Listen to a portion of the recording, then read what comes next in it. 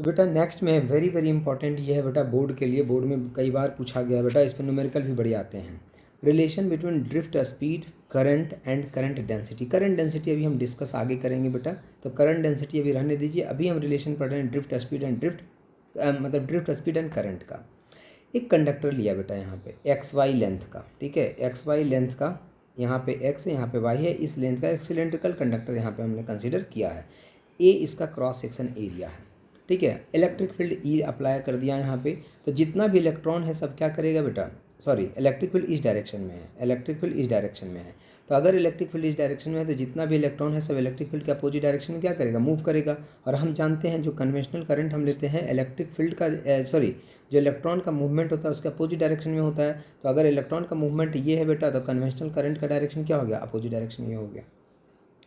A is equal to area of cross section of a conductor, Vd is equal to drift speed of the electron, E is equal to change on an electron, N is equal to number density, that is number of free electrons. Small n जो है बेटा वो है number of free electrons per unit volume. Unit volume में कितना number of electron है वो आपको यहाँ पे स्मॉल n है। If X Y is the length of the conductor travel by the electrons under the effect of E in time D T, then मान लिया जाए बेटा कि डी टी टाइम में x से y तक इलेक्ट्रॉन ट्रेवल करता है डी टी टाइम में, तो वेलोसिटी कितना है, ड्रिफ्ट वी डी।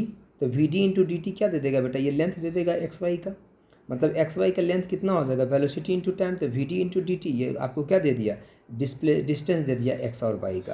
तो यही लिखा है X Y is equal to V D into D T. Volume of the conductor कितना हो जाएगा बेटा, तो अगर लेंथ आपको पता चल गया, कि इस कंडक्टर एक्स वाई का लेंथ अगर वी इंटू डी टी है, लेंथ है ये क्या हो गया लेंथ, वो एरिया कितना है, क्रॉस सेक्शन एरिया ए, तो वॉल्यूम कितना हो जाएगा ए इंटू एल, और एल इजकल टू कितना है V D into D T. So this is equal to volume of the conductor X Y is equal to A V D into D T. So this is A V D and D T. N क्या है बेटा, small N है number of electrons per unit volume. Unit volume में N electron, तो इतना volume में कितना electron, तो एन इंटू दिस वॉल्यूम, तो n into A V D into D T. मतलब एक्स वाई जो टोटल है बेटा, ये जो एक्स वाई जो वॉल्यूम है इसमें टोटल नंबर ऑफ इलेक्ट्रॉन्स कितने होंगे, टोटल इलेक्ट्रॉन्स होंगे n A V D into D T. Clearly charge passing through the conductor in time D T, और इतना चार्ज जो है, इतना इलेक्ट्रॉन जो है डी टी टाइम में पास कर रहा है, क्योंकि हमने पहले ही ले रखा था कि जो इलेक्ट्रॉन है एक्स से वाई तक ट्रेवल करता है डी टी टाइम में।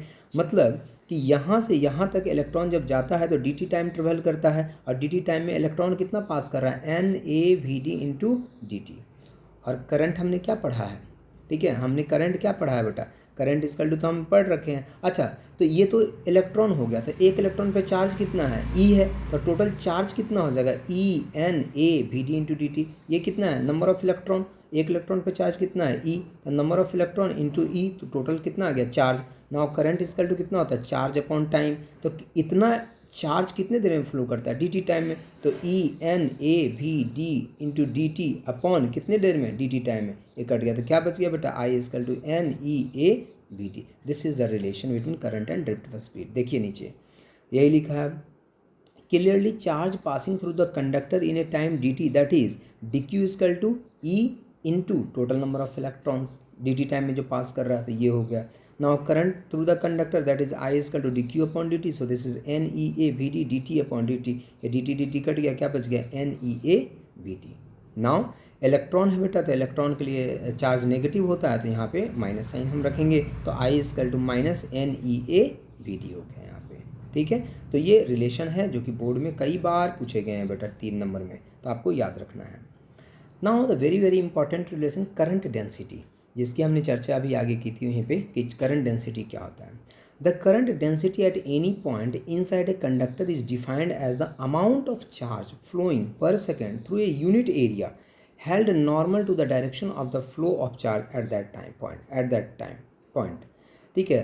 कितना चार्ज, ठीक है, या कितना करंट, ठीक है, कितना करंट किसी एरिया से पास कर रहा है, ठीक है, this is known as a current density. J is equal to कितना हो गया, I upon Q upon T upon A। Actually definition में लिखा है the current density at any point inside a conductor is defined as the amount of charge flowing per second.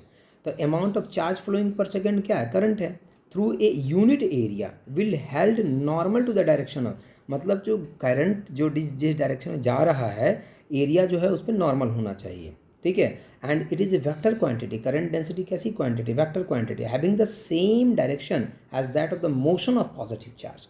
जो motion of positive charge का direction होगा, मतलब motion of positive charge मतलब current जैसे flow करता है, करंट का जो डायरेक्शन होता है वही डायरेक्शन होता है। एक्चुअली करंट में डायरेक्शन नहीं होता है बेटा, करंट में डायरेक्शन तो होता है लेकिन वेक्टर हम नहीं लेते हैं। तो इसलिए यहाँ पे पॉजिटिव चार्ज के बारे में बताया गया है कि जो पॉजिटिव चार्ज का डायरेक्शन होता है, पॉजिटिव चार्ज के डायरेक्शन में ही तो कन्वेंशनल करंट होता है, ठीक है। तो उसी के डायरेक्शन में इसका डायरेक्शन होगा। Now J is equal to charge flowing per second upon area, तो चार्ज अपॉन टाइम क्या होता है, करंट होता है, तो करंट अपॉन एरिया।